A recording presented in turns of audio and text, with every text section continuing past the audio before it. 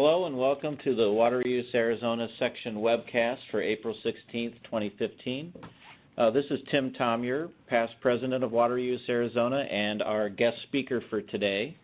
I will be presenting an update on potable reuse in Arizona, talking about our steering committee on Arizona potable reuse. And we have folks on the webcast and folks live here in the room with us at Brown and Caldwell. So welcome to the webcast and welcome to those of you here in person, and we'll dive right in.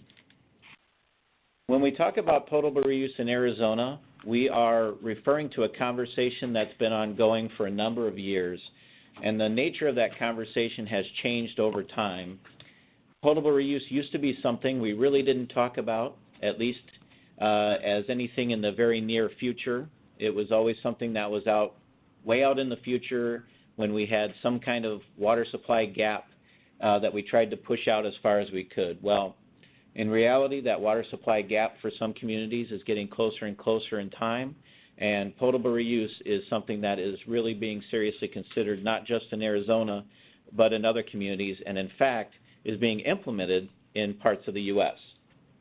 In Arizona, our conversation really kicked back up a couple of years ago with the Governor Brewer's Blue Ribbon Panel on Water Sustainability, which was aimed at looking at all forms of recycled water and water reclamation and how to advance use of that in the state.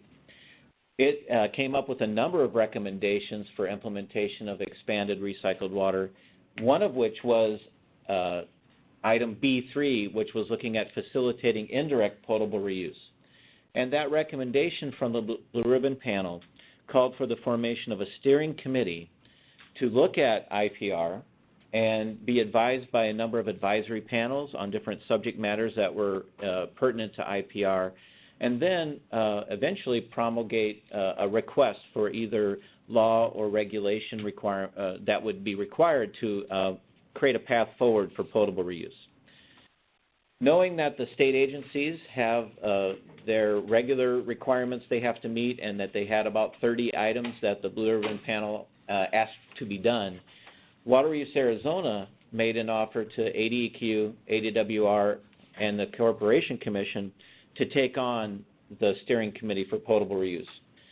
So the steering committee on Arizona potable reuse was formed. It was actually formed in early 2013, and it has been affectionately dubbed the SCAPper in order to advance potable reuse. And one of the key objectives was to identify any barriers to potable reuse in the state and a roadmap forward for means to overcome those barriers. So again, it's been working since 2013, and on the screen you can see the current roster. There's been a few changes here and there as people come and go in their careers. But one of the things that should jump out at you is everybody on the steering committee is in Arizona, and it's somebody that does business in Arizona or works for the regulatory agencies in Arizona. And that was intentional to make sure that the steering committee that would be advancing a framework for potable reuse really has Arizona's interests in mind and what's right for Arizona. That doesn't mean that the entire body of knowledge about potable reuse resides in these people or in Arizona. So the advisory panels were intentionally populated by the best experts in the field, regardless of where they're from, including some from Arizona, but folks from across the globe who had something to say or some advice to give to be able to advance the framework in Arizona. So it represents international and national experience on all the key topic areas. It's interesting that this conversation that's been ongoing for a while and has become much more open really dovetails quite nicely with other concurrent efforts. Most of you are probably aware that ADWR released their strategic vision for water supply in early 2014. And it did a couple of things.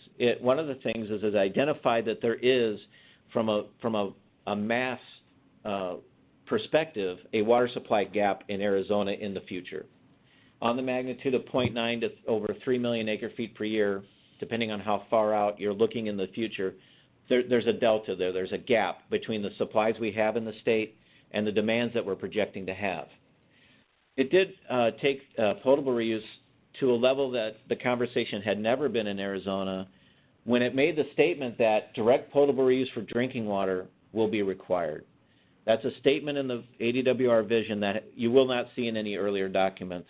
It really set a new standard for how we go about having a conversation, and it really dovetails very well with the efforts that the SCAPers had ongoing. So again, our state has a need, and potable reuse can be one part of meeting that need, and rather than being something that's just set off into space that will be dealt with sometime, the sometime is becoming now. In order to resolve any concerns or issues or make sure essentially that potable reuse can be done safely in Arizona, these advisory panels were convened in 2013, and they included 4 main topic areas. One was dealing with technologies.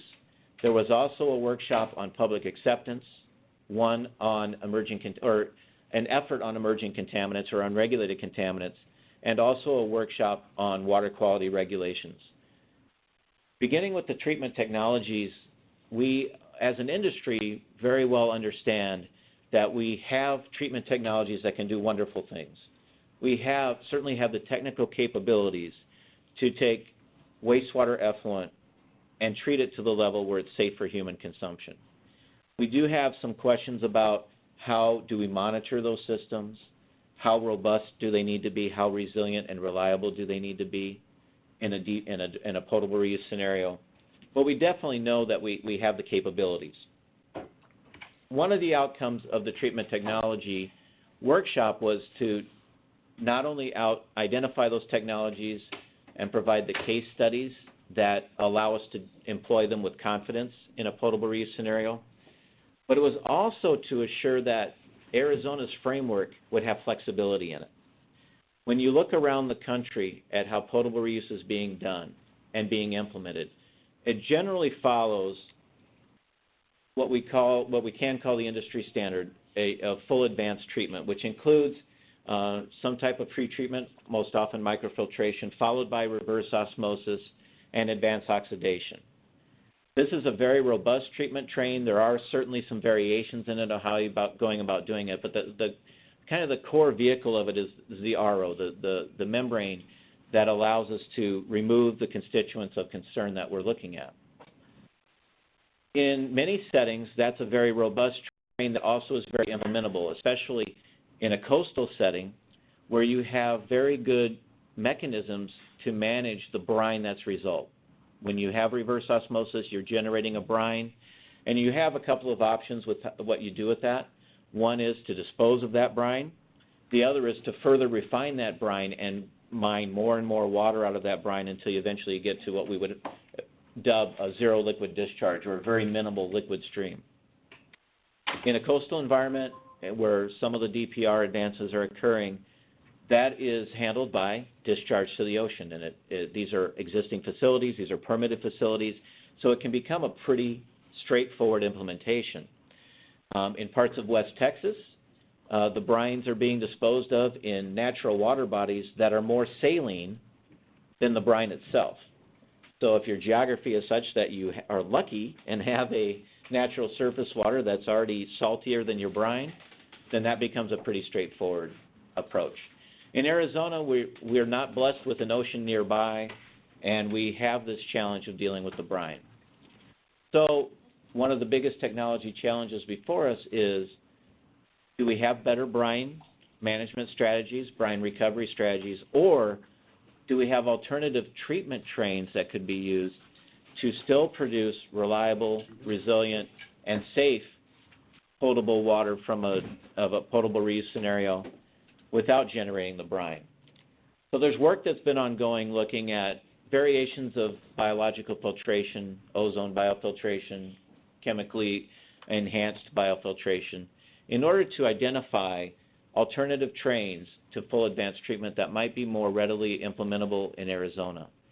And there is a body of work that is starting to demonstrate that you can still meet the objectives of safety, reliability, and resiliency through these other treatment trains. And we need to be able to make sure that if that is demonstrated and proven and acceptable, that it can be permitted in Arizona.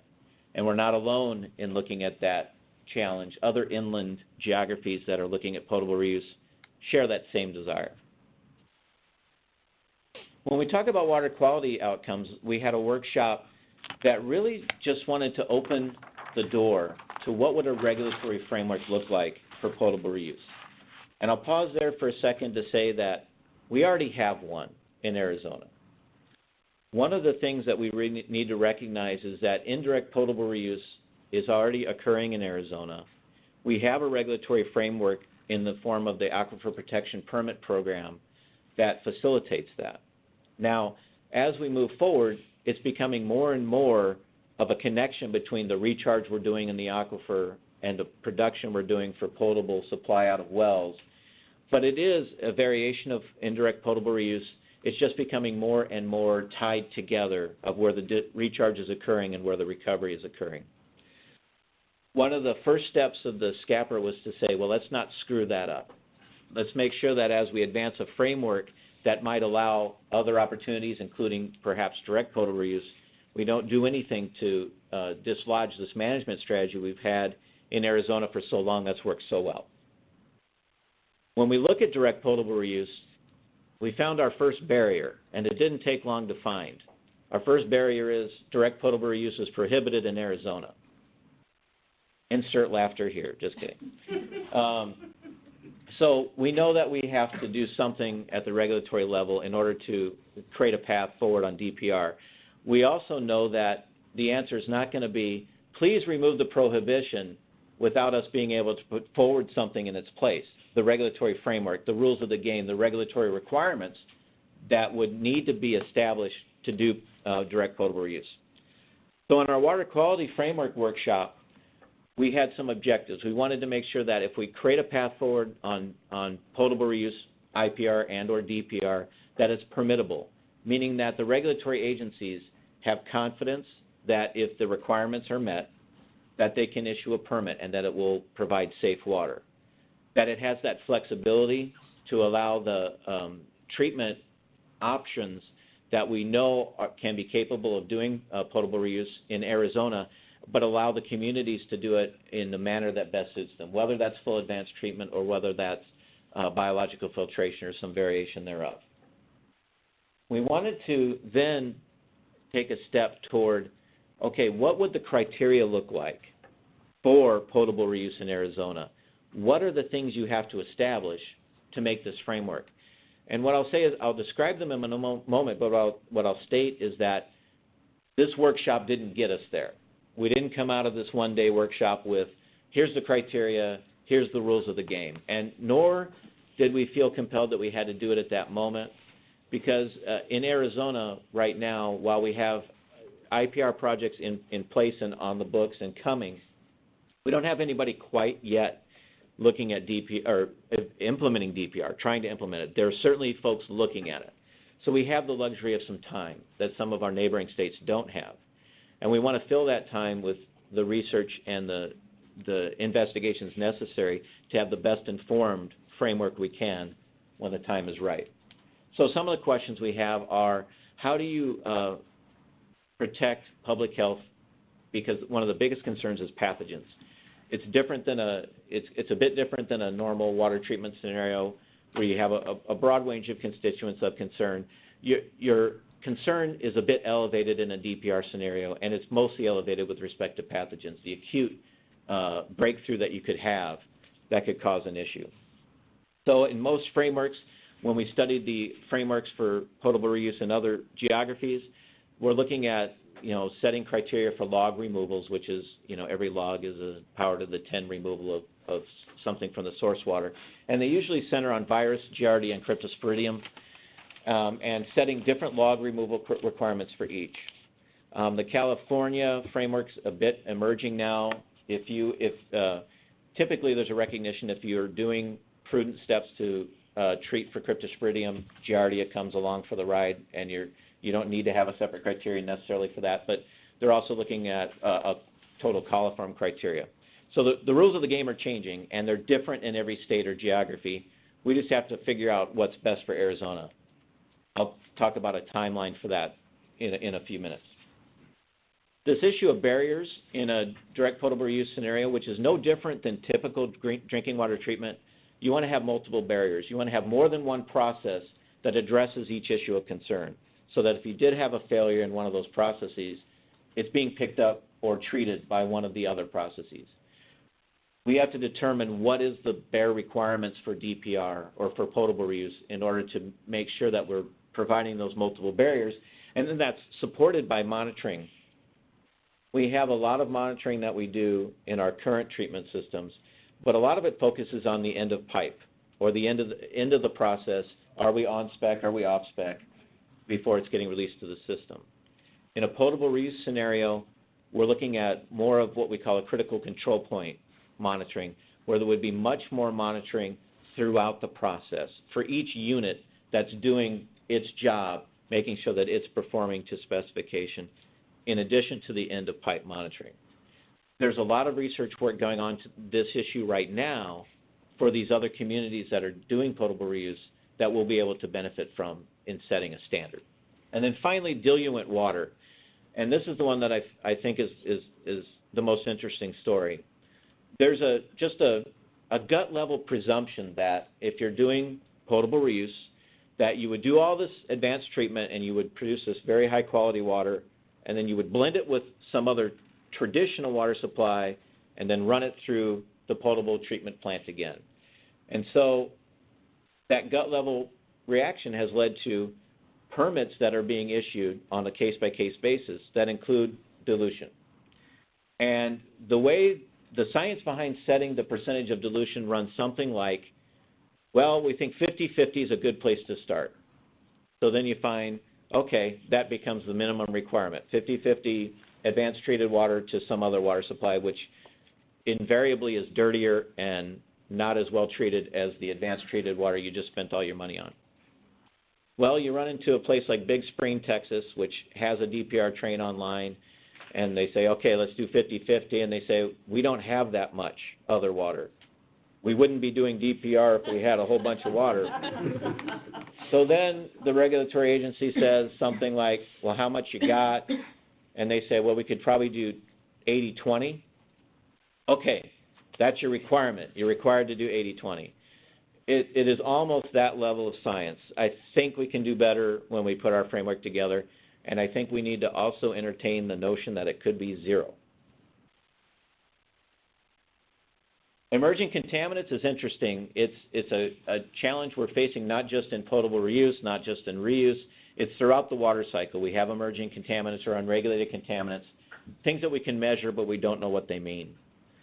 It's of a heightened concern in potable reuse because we know that many of these are derived from human activity, so there's a natural connection there, or nexus to potable reuse and emerging contaminants. Rather than create a separate advisory panel on emerging contaminants, the SCAPR worked with APEC, the Advisory Panel on Emerging Contaminants that was formed by ADEQ at about the same time SCAPR kicked off. And it was looking at emerging or unregulated compounds throughout the water cycle. And really what SCAPR did is went to APEC and said, what do we need to know for potable reuse?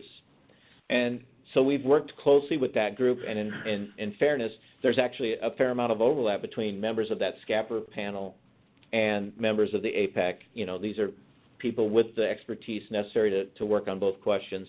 And actually the white papers for the APEC are coming out fairly soon. They're addressing chemical constituents, biological constituents, and public education related to unregulated contaminants.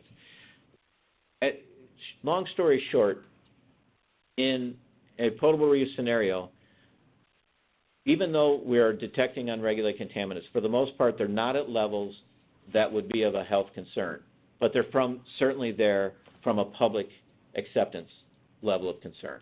So we need to acknowledge that, and we need to demonstrate that the treatment technologies that may be focused on this virus, Giardia, Cryptosporidium, are also demonstrated in what they do with respect to the removal of emerging contaminants, so that those are managed at least to the level or beyond our other water supplies that we use for drinking water. So public acceptance was the fourth area that we explored, and what we did is convened a panel 2 years ago in July when we had the most recent WateReuse Arizona conference in Flagstaff in July of 13. And we invited in about a dozen of the best folks in the business that have implemented potable reuse, that have worked on it from the public relations standpoint around the world and around the country. And included in that group was some that have done it really well and their projects are up and running, and those that learned a lot of hard lessons by doing it not so well from projects that never got off the ground.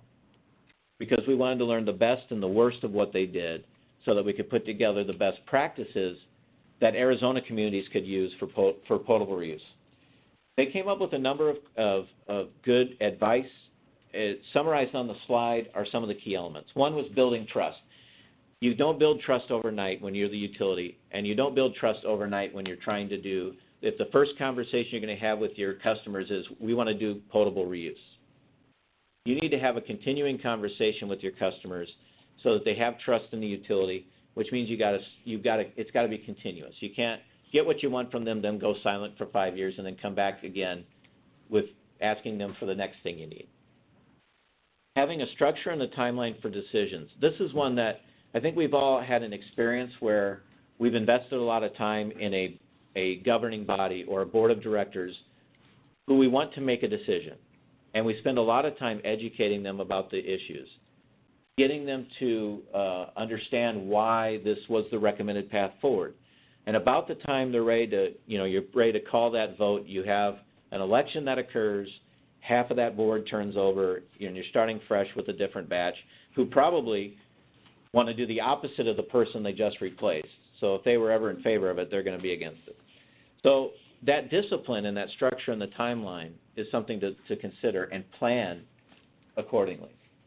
Using clear and consistent terminology, even in our industry, we throw around terms like indirect potable reuse, direct potable reuse, without bothering to define them like I did on this call.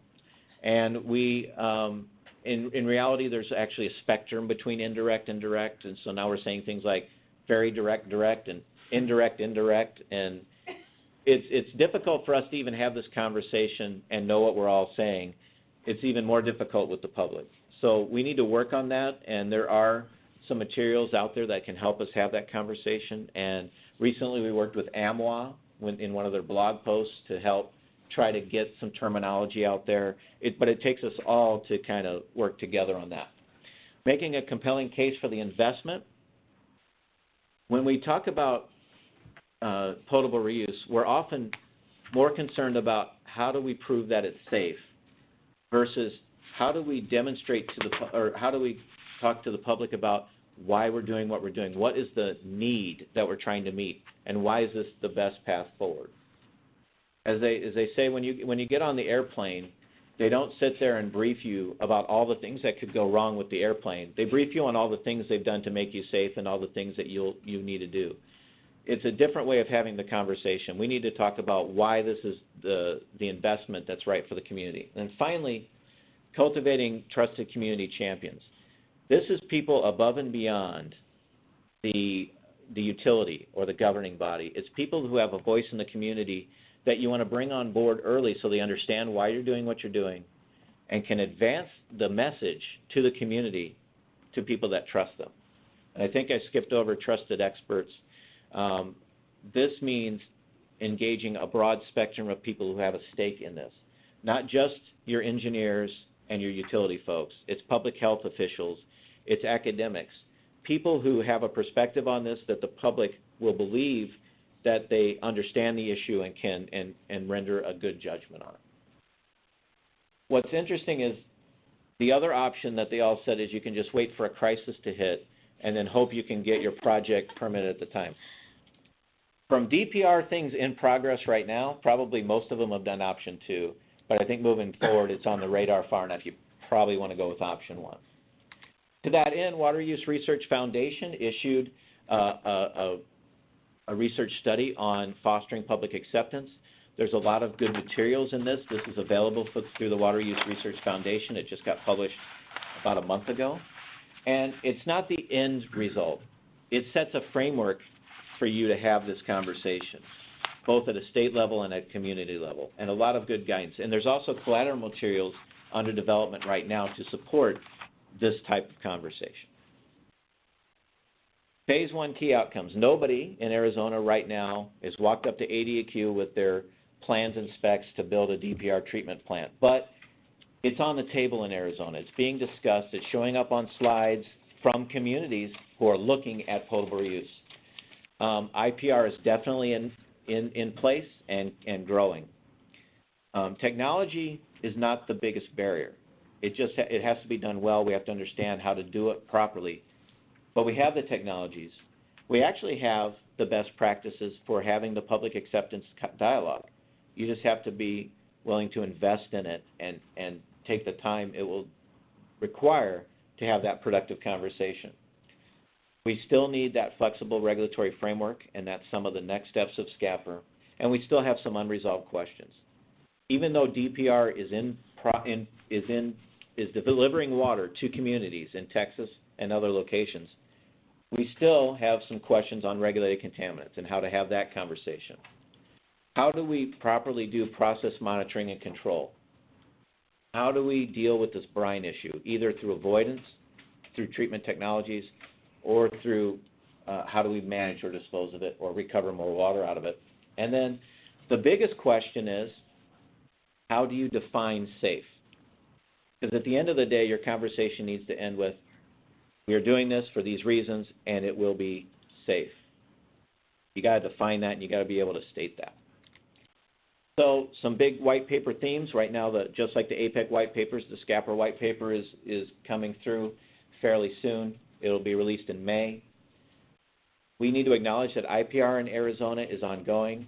It's a key part of our water management strategies, and we want to continue that through aquifer augmentation. IPR through surface water augmentation is not being done. We don't have a framework for that yet, but it's being discussed. We are talking about the potential for potable reuse contributions to surface water bodies in Arizona. The DPR framework is prohibited, so we need to overcome that obstacle by replacing it with a framework that demonstrates how DPR can be done safely. Some next steps. We are reaching out to one of those folks who's done DPR communications well in order to help frame a communication strategy for Arizona. We're looking at proposing a tailored collaboration with the WateReuse Research Foundation to collect the data and additional information that would help us create a framework that's right for Arizona, not just grabbing California's frameworks or Texas's framework and plopping it down here, but do the work in order to make our framework as robust and flexible as we want it to be. We're looking at a legislative ask in 2016. The form of that's not yet known. We do know we need to get rid of the prohibition. And then we know that whatever we're going to propose to replace it with now has to go through that rulemaking process. Looking at having a framework by 2017. That's not been set by any particular community, but it is a general perspective on when DPR might be coming onto the radar in Arizona for any one particular community, and it dovetails with the strategic vision from ADWR about when they were looking at something for potable reuse.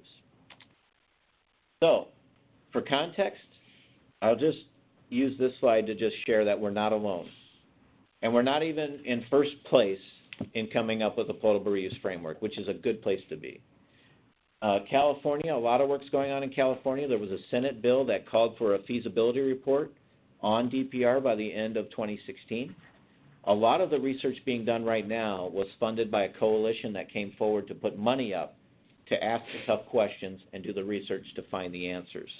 We'll learn a lot from that. New Mexico has an advisory panel looking at DPR operations right now. The village of Cloudcroft, New Mexico will have their DPR treatment facility online by the end of 2015. It took them 10 years to get from where they started to being able to put it online in 2015. We'd rather it didn't take 10 years in Arizona. Texas, gotta love Texas.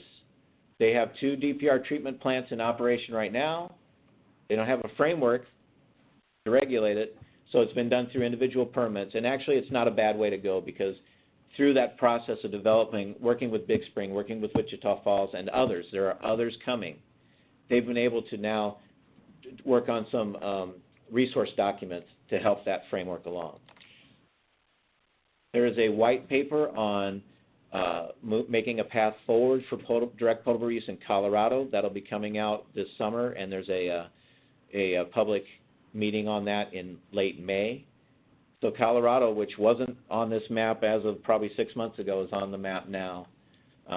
In fact, I just gave a talk last week in Nevada, and they're not ready to have their state circled yet, but they're having a conversation. They just don't want to admit it yet. Florida had a day for elected officials talking about potable reuse. They also have a Senate bill that calls for, by the end of 2015, all manner of recycled water implementation. So any barriers on the non-potable side, but also looking at indirect and direct potable use in Florida. That'll be coming out. And in fact, they have a demonstration project in Clearwater, Florida, which is essentially an indirect potable reuse aquifer recharge and recovery system. Finally, the Water Reuse Association is putting together some national water reuse, potable reuse guidelines. Guidelines, not regulations. We don't have any federal regulations on reuse in general, let alone potable reuse, but guidelines that could be applicable across the U.S. And what I'll also mention is EPA has stepped up to the table and is starting to engage in these conversations. They've been kind of hands-off for quite a while. We had EPA at the workshop we had 2 years ago in Arizona. And they've been showing up in other geographies and working with the national agencies or the associations in order to get a productive conversation going. Is it still Bob Bastian or? Bob Bastian's leading the charge on that. So finally, water reuse in Arizona, we talk about matching the right water to the right use. We have so much attention being paid to potable reuse right now. One could get the perception that the SCAPR is trying to drive all effluent to be on a potable reuse track, and that's not the case. Effluent can be put to a number of beneficial uses in Arizona and has been. There are environmental uses. We have our purple pipe systems and our reclaimed water systems that are serving a very important need. We're using it for industry and agriculture. Our largest user is the nuclear power plant for their cooling water. We have indirect potable reuse. We're just looking at, can we open up a path forward for direct potable reuse? What would success look like? You've probably seen this Fitzsimmons cartoon where they're in the restaurant about, this is only 10 years from now. I think when he drew it, maybe it was only a couple of years ago. 2025 sounded like a long time away. It's not that long away. But they're ordering their different types of designer waters, including, vintage Arizona aquifer water, which is, very expensive because it's almost gone by then. You have your recycled effluent, and of course, you could also be recommended the Sea of Cortez 2018. His timelines may not be quite right, but I think his water supply picture for Arizona is pretty bang on. If you haven't seen this one yet, don't worry, I'm not going to show the video, but go to YouTube, check Last Call at the Oasis with Jack Black. He did a whole movie on water challenges, but the trailer for the movie is very, very pertinent to a conversation about direct potable reuse. Some upcoming events: Water Use Research Foundation Conference in Huntington Beach in May, the AZ Water Conference also in May. We have the ACE in Anaheim in June. There is a whole panel on state-by-state updates on potable reuse at ACE this year, and SCAPR is going to be represented there. But it's showing that the conversation is moving to other circles, and everybody's paying attention to it. And then, of course, shameless plug, WateReuse Arizona Conference, Flagstaff in July, and you should have materials to be able to log in within the week. And if you have any questions, reach out to any of the usual suspects, and we'll get you hooked up for that. So for those of you in the room, we also have folks on the line. So I'm going to exit this view and go into the chat window to just see if any questions have come up online, and also if there's any questions in the room. I think we have maybe 5 or 10 more minutes we could answer any questions. Gary's first. All right, Gary. So there is a APP framework, but how are you going to resolve the discharges to rivers versus potable standards in the Safe Drinking Water Act, because in some cases the water quality standards are far more stringent on rivers because of endangered species and so forth. So how is that going to be resolved?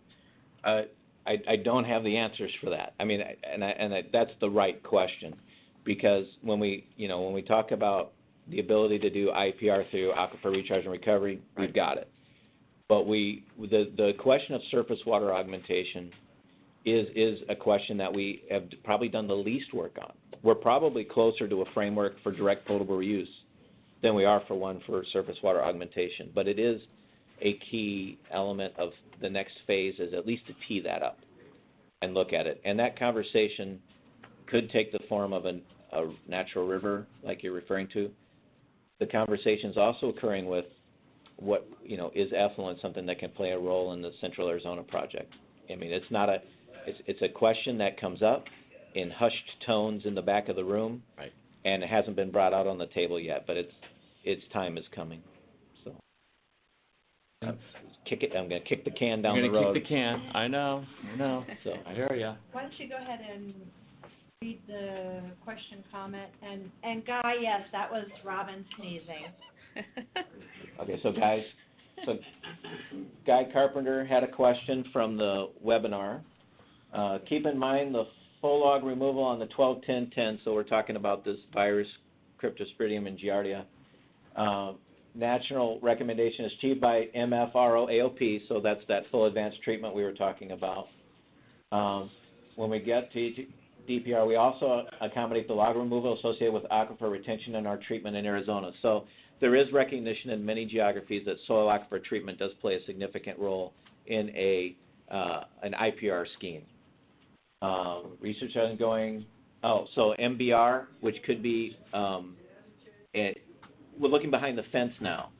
When we look at, we're looking at, you're taking maybe secondary effluent or tertiary effluent, and then you have to apply these log removals to that. But MBR is a process that's taking place on the wastewater end of the spectrum that could be producing some log removals for us.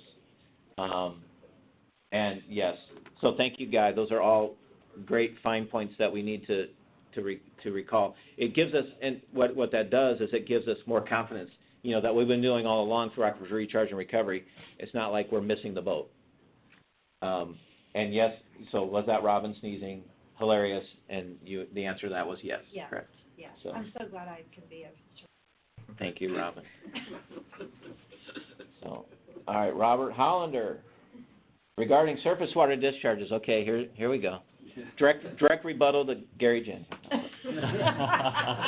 Yeah, he's pointing out that they'll have to meet the surface water quality standards through their ZIPDs or NIPDs permit program, which is absolutely right. And then, those are often more stringent. Right. So then the cost of treatment may be through the roof, and is that really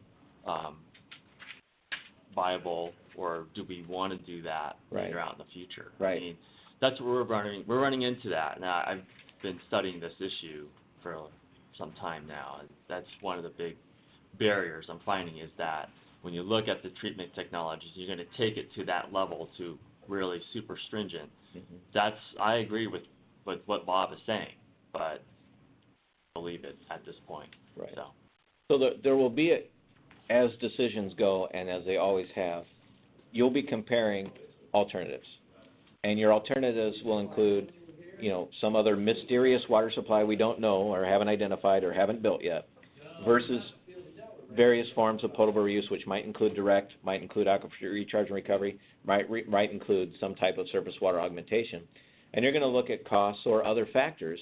Right. And worked so far.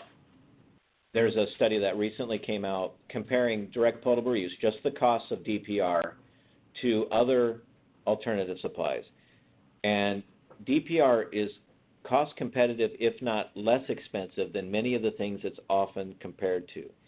And that we need to adapt some of that work to Arizona, but in a California setting where this work advanced, it's significantly, order of magnitude, less expensive than seawater desalination. It's on par with brackish groundwater desalination. It's less expensive than what they've been doing all along, which is importing water. DPR is less expensive than the importation, either from Northern California or from the Colorado. And in many cases, DPR, or direct potable reuse, is less expensive than purple pipe. There's a broad range on purple pipe depending on your distribution requirements and costs, but in a DPR scenario, often it's toward the lower end of non-potable reuse. So nothing's as cheap as groundwater in most cases, unless it's impaired groundwater, but it's often economically the right choice. We just need to recognize that it's a viable alternative that can be standing on its own merits.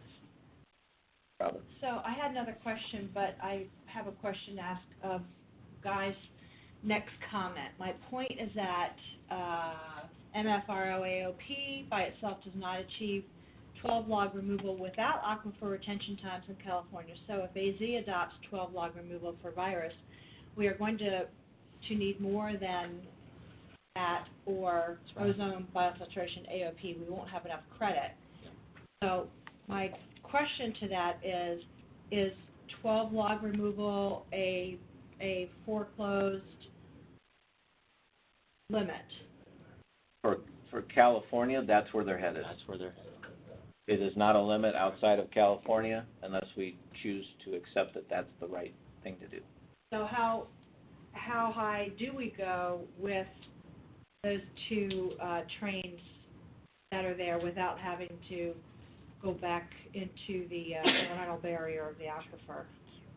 I'm not certain I agree that MFRO AOP doesn't give you 12, 10, 10. And Well, I don't know if out. it would give you, for viruses, you're not going to get it with the MF. You'll get it with the AOP, you'll get it with the RO. I don't think it's enough with AOP. I think he's right, but don't you also include the tertiary plant in front of it? And right. If you're going to go plug into a treatment plant after it, you get all those credits too, right? That's right. So that's some of the finer points is right now there's a research foundation project looking at assigning log removal credits for the wastewater treatment upstream. And then early on when I talked about how there's a spectrum from very, very indirect to very, very direct, most of the approaches aren't come out of your advanced treatment facility, AOP, and put it right into the distribution system. Most of them will have some level of blending, or even if they have no blending, they're going to pass back through, in most cases, the potable treatment facility, right, where that additional credit could be coming from, or in the case of the aquifer coming from that, which goes back to your point, Gary, about the surface water. Right. Yep. So, I know. Yeah, there's more comments up there. Okay.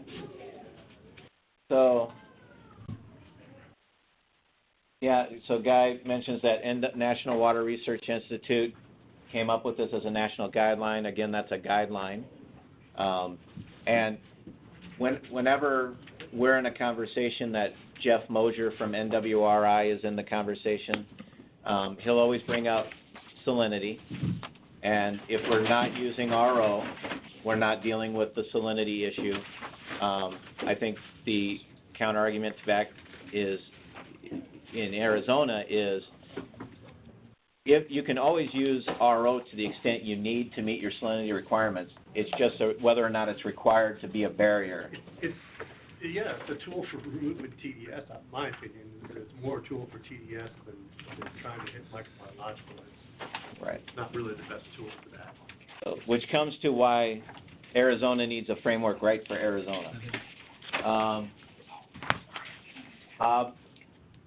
Are we compiling examples of the types of treatment trains that may be applicable to Arizona that were introduced in one of the earlier slides? I would say yes, that work's ongoing both at the national level, but it's something that we need to do at the local level. And so we have kind of a study on the equivalency of potable reuse treatment trains. That's one level to that. When we look at what this tailored collaboration might look like, if there's any gaps, we would want to plug them through that tailored collaboration. But there's also, there was a tailored collaboration done with Tucson Water, looking at non-RO potable treatment train. and there's potentials going on in New Mexico looking at similar issues. So it's being done kind of in an inland setting in different geographies to really hone in on those fine issues as they pertain to inland versus the national studies. So I would say, Bob, yes, to your question, it's actively being worked on. I think that there will be a talk on a couple of these different alternative treatment trains at the symposium in July. Yes. So And shameless, also at AZ Water. shameless plug, AZ Water and or the WateReuse Arizona conference. I know the Tucson case study is at both, and there's a Scottsdale case study at both. So, all right. So Tim, the question that I have is, given the extent of drought and the national, if not international, publicity, if you want to call it that, regarding that, what has, and then getting back into the public perception, has this accelerated the DPR profile in California? Mm-hmm. Can you just speak a little bit to that? So what I've observed, and there's others that may have perspectives on this, is that I don't know that the drought and the governor's declaration and all those things have accelerated it beyond the requirement that by the end of 2016 they need to have the feasibility report. What I think it's done is it's kept the conversation going. It's given nobody an off-ramp to be able to push out dates. It's alive, it's well, and it's moving forward. And anybody that was maybe thinking they could get try to delay it or derail it, I think is running into a tough conversation right now, because there is so much awareness, and the governor has stated what the governor stated. They have funding available for either conservation or reuse that is coming through the pipeline, and they're getting projects lined up for that. So I wouldn't say it's accelerated, but it's certainly kept it on pace. So the Governor Brown's office is in overt support? I don't know that I can't speak to that. Can Guy or can anybody else? I do know that there are a couple of cities in California that are looking at IPR right now, and they're wanting to drill wells, and they're really looking into it. So That's just IPR. well, that's just my They're not that far. Well, I mean IPR. I mean, it's just the only way that they can store, because they can't really go. They need to go directly into aquifers so that they can recover down gradient and then basically deliver to their customers. Yeah. So I mean, those things are coming. I mean, it's actually closer than what I've seen before. I mean. Well, that's what Orange County Water District has been doing with their. They do it with recharge. They do it with recharge basins. We're talking about direct injection. Sure. I mean, those are apples and oranges. But it's still indirect, is my. And there are a lot of their purpose there is also to Barrier. water. Mm-hmm. Yeah. Right. But there's what San Diego is bringing back the Mm-hmm. potable reuse scheme. Get back into surface. Right, water San and take Diego. it out again. They're challenged because they have a really bad basin to deal with, fractured.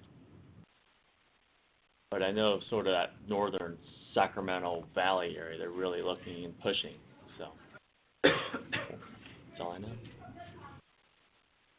So I think with that, this is our first webcast followed by a board meeting, associated with an in-person meeting. So I think I'm going to break the third wall here and tell Zach that I think we're ready to pare down the webcast portion. Normally we would have all done that smoothly behind the scenes, but Zach, if you're there, unless you have any remaining comments you want to share with the group, I think we can close out the webcast.